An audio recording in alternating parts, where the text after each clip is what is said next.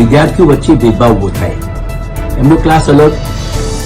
ભાગ ન લીધો એમનો ક્લાસ અલગ, એક જ સમયે એક જ બોર્ડ સાથે જોડાયેલી શાળા, એક જ સમયે આવી રીતે બાળકોમાં વૈમનસ્ય ઊભું થાય તેવું ન થાય તેના માટે જેવી પેરેન્ટ્સે રજૂઆત કરી હતી તેને ધ્યાને લઈ શાળાને સૂચના આપી કે એવો પ્રોગ્રામ ન ચલાવાય કે જેથી બાળકોમાં ભેદભાવ ઉભો થાય. નંબર 2 કે કોમર્શિયલ એક્ટિવિટી જે છે કે જેમાં જીએસટી લેવામાં આવતું હોય તે પણ શાળા સમય દરમિયાન આવી કોઈ એક્ટિવિટી ન ચલાવી શકાય અને જીએસટી ન લઈ શકાય.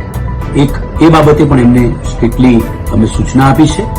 અને ત્રીજા નંબરે કે શાળા સમય બાદ એવા વિદ્યાર્થીઓ કે જેમણે એક્ટિવિટીમાં ભાગ લીધો નથી, આ પ્રોગ્રામમાં જોડાયેલા નથી,